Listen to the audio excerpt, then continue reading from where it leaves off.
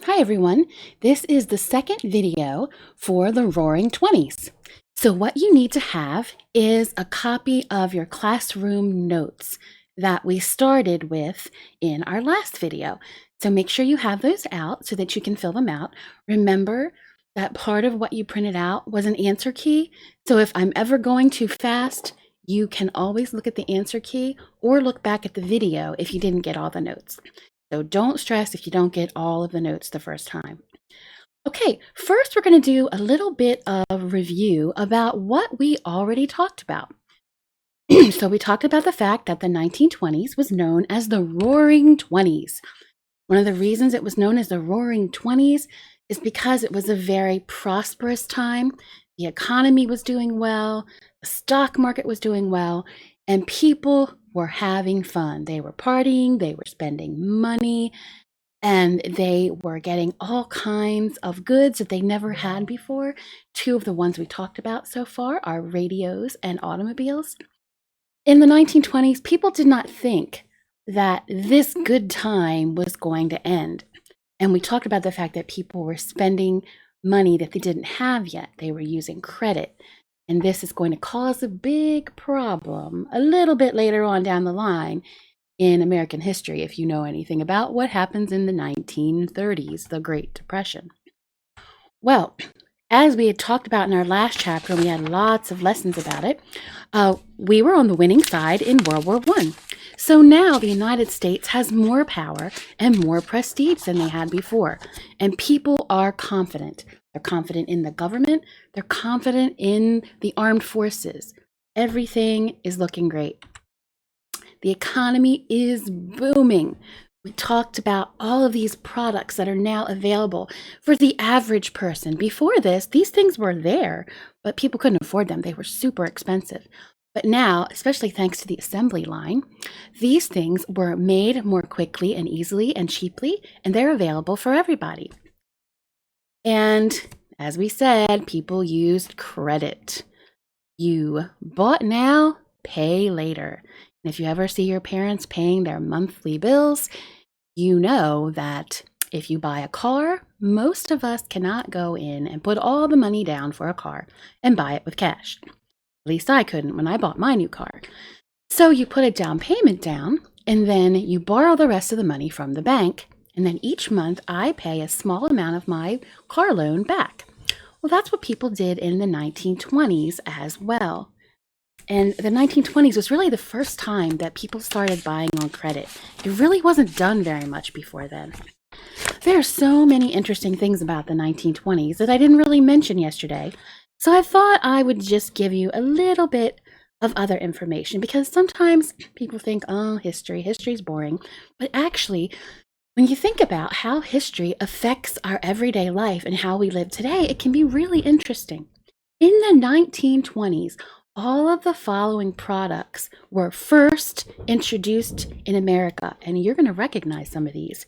Kool-Aid, Kellogg's Corn Flakes, Peter Pan peanut butter, Cracker Jack, Dr. Pepper, Coca-Cola, and Kraft cheese. All of these things that we enjoy and we eat and drink all the time.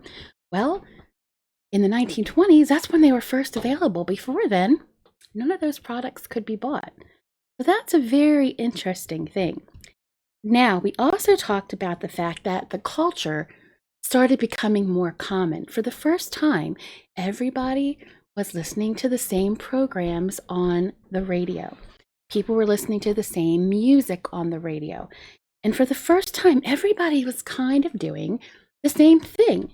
And so the culture started becoming more similar. No matter where you lived, you were doing the same thing as people that were living on the opposite side of the country.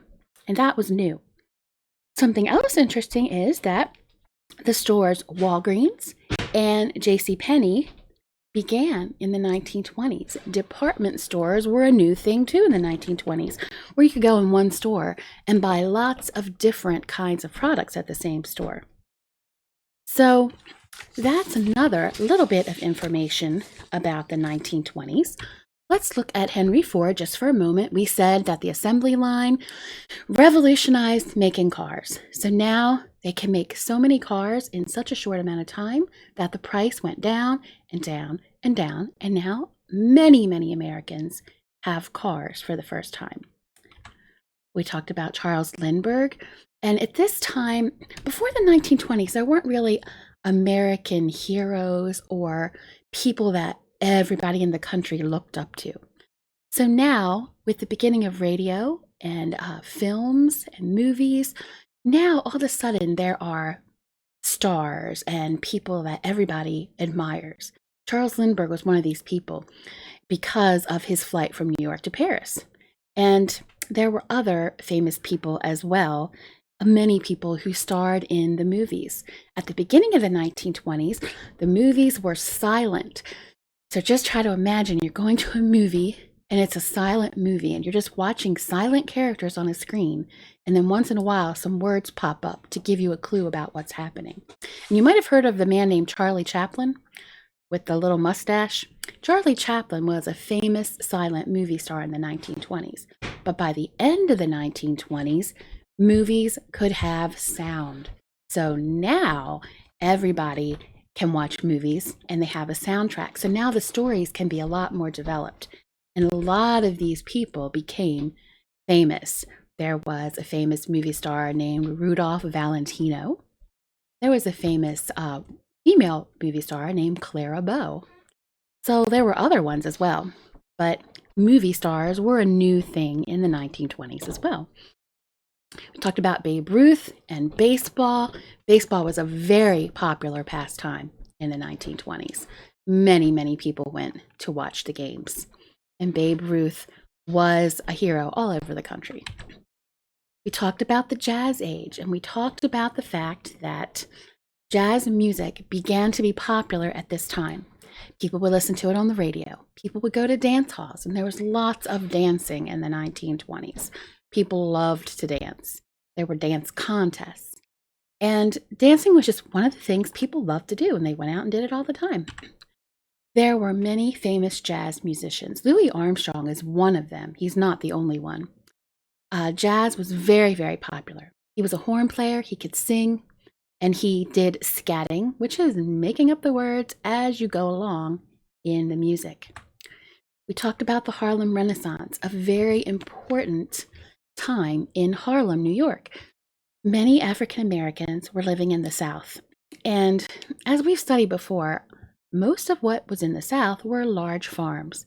And a lot of these African Americans who were no longer slaves were still having to be sharecroppers.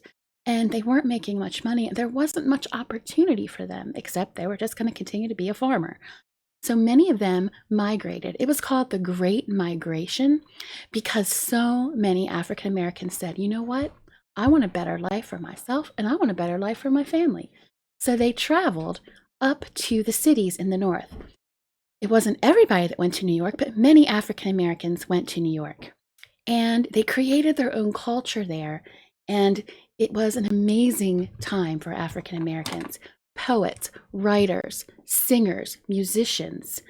And this was a time when the African American culture started going into the mainstream American culture, especially with music. And that still continues today, as you know. Okay, we are up to some new material now, and we talked about the Harlem Renaissance. So this is a man named Langston Hughes. Langston Hughes was an African American author. He wrote books, he wrote poems, he wrote novels, he wrote plays, he wrote children's poems, musicals, autobiographies. He is an excellent author. When I taught middle school and high school at the other school I taught at, we studied some of the writings of Langston Hughes. And I believe that you would really enjoy some of his short stories if you were to look one up. They're very interesting. And he has a lot of humor in them too. And it kind of gives you an idea of what life was like for people at that time. Langston Hughes would listen to jazz while he wrote. And he was a leader during the 1920s. And he wanted to let people know what African Americans were experiencing in the United States at this time. the African American community was finally getting a real voice, which they had not had before. And this started in the 1920s. So when you look at your notes, you are going to look at, and let me look at my paper real quick to make sure I'm ready, number 36, and you are going to fill in the blanks for number 36. And I think I'm looking at the wrong paper, so I'm going to find the right paper. Mrs. Harshall. Okay, I think I have my correct paper now. Yes, I do. All right. Number 36, Langston Hughes was an African-American author. You're going to fill in the word author. He was an important figure during the Harlem Renaissance. And then you're going to fill in, he wrote more than 60 books during his writing career. He loved to sit in jazz clubs. That's the next blank. And on the next page in your notes, number 39 says he was a leader during the 1920s and devoted his life to writing about the Black experience. You're going to put in this blank.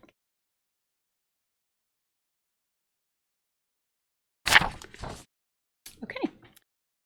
The next thing we're going to talk about is women's rights.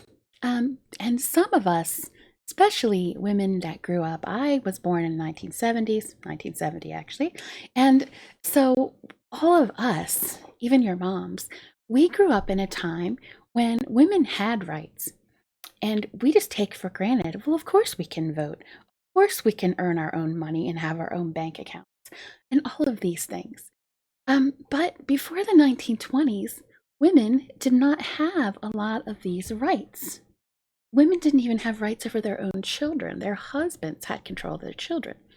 So at this time, women were tired of this. They wanted rights, especially the right to vote. And so the 1920s was a hugely important time for women's rights. In 1920, the 19th Amendment was ratified, and this gave women the right to vote.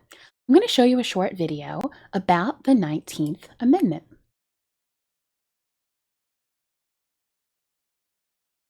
It's time to have a little fun with learning, and today I am talking about the 19th Amendment. Before I talk about the 19th Amendment, I have to talk about how the United States of America has the Constitution. The Constitution gave individual states an organized set of laws that outline the powers given to the federal government. The 19th Amendment is a part of the Constitution that says, "The right of citizens of the United States to vote shall not be denied or abridged by the United States or by any state on account of sex." Prior to the 19th Amendment, there were still states where women were not given the same rights as men in the country to vote in elections.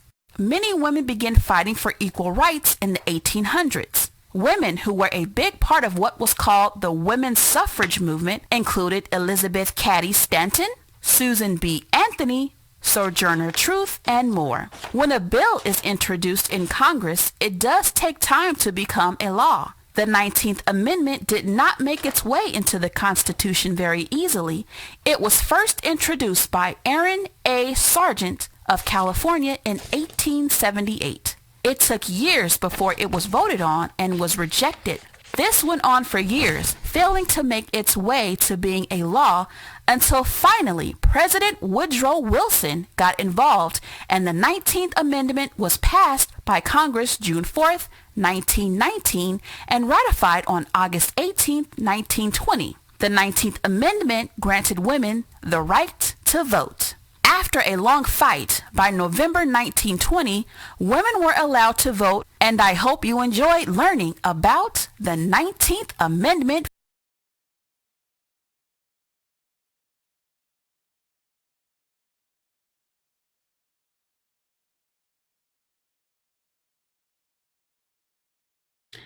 Okay, I was just giving you a little bit more information.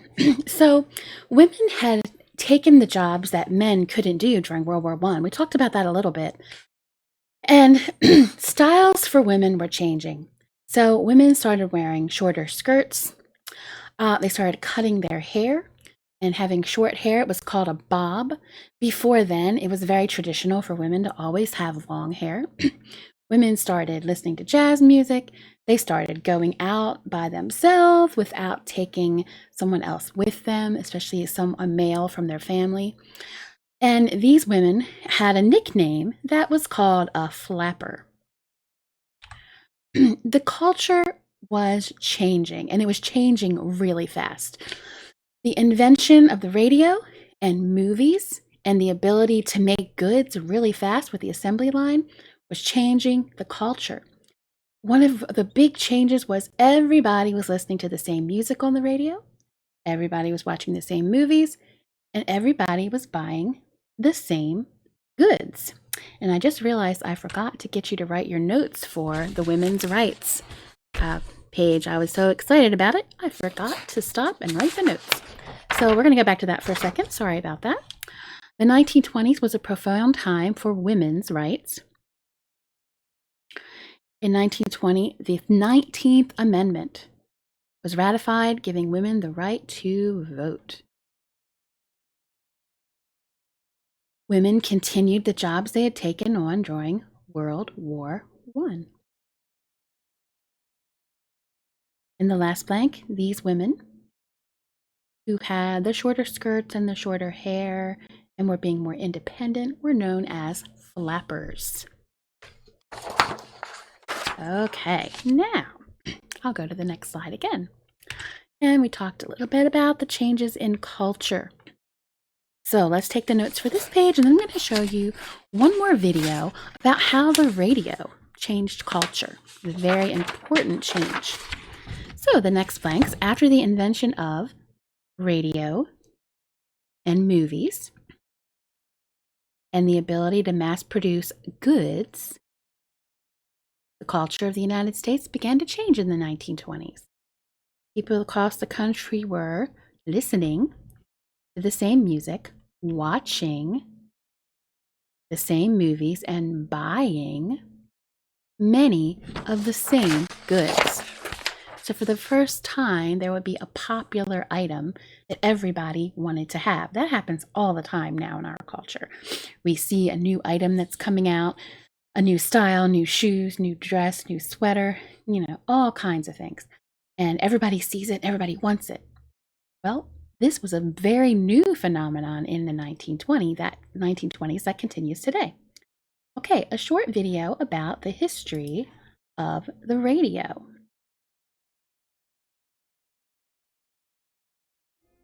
Radio became a popular form of entertainment in the 1920s. What else was radio used for? How did it impact society? Throughout the late 1890s and early 1900s, many scientists were experimenting with radio waves, transmitters, and receivers. While Guglielmo Marconi is widely given credit for patenting the first radio, there were many others who came before and after Marconi, whose work was also important. By 1920, the technology had advanced far enough that radio was ready for public consumption. The first broadcast from a commercial radio station was made by KDKA, a station in Pittsburgh, Pennsylvania. KDKA took to the airwaves for the first time on November 2nd, 1920, reporting the results of the 1920 presidential election. Unfortunately, not many listeners heard this historic broadcast because very few people owned radios at the time. That would change rapidly, however. As the new decade commenced, radio became more and more popular. Before long, radio was the one device that every family just had to have. Manufacturers struggled to keep up with the growing demand. By 1922, radio sales were estimated at $60 million a year, and there were already more than 500 radio stations across the country. Very few other technologies have been adopted by the public as quickly as radio. Radios came in all shapes and sizes, too. The smallest and least expensive could be purchased for as little as $8. The most expensive units were well over $300. That would be more than $4,000 in today's currency. As radio became more commonplace, programming became more diversified. Before long, news broadcasts, weather reports, popular music, classical music, opera, sports, and fictional programming could all be found. Fictional radio programs became the most popular, especially in the latter part of the 1920s and into the 1930s. Similar to today's television programming, a variety of different genres appealed to a wide array of taste. Westerns, mysteries, comedies, romance, and children's shows were all popular. Radio drastically changed American home life. Families would come home in the evening and gather around the radio to listen to the latest news and their favorite radio programs. Very similar to how families might watch television today. Some would even have radio parties, inviting over friends or families who might not have a radio yet. For the first time, a national culture began to develop. Listeners across the nation were enjoying the same music and laughing to the same comedy sketches. Baseball fans in Kentucky could listen to a game being played in Boston, while teenagers in Texas might be listening to the latest jazz music from the Cotton Club in New York City. At first, the federal government had very little regulation over the radio industry. As radio became more and more popular, the government eventually stepped in and began passing laws to monitor content and regulate other aspects of the industry. The Federal Radio Act of 1927 authorized the creation of the Federal Radio Commission, which oversaw radio. Not everyone was a fan of radio, though. Many derided the new technology as a mere toy. Others described it as virtually useless and saw no practical application for the device. The harshest critics suggested that it would cause a moral corruption of society as Americans became lazy and desired only more entertainment. Still others felt that it made the dissemination of information too easy, and thus people would not value it as much. However, despite these criticisms, one thing was clear to all. For better or worse, radio had arrived, and it was here to stay.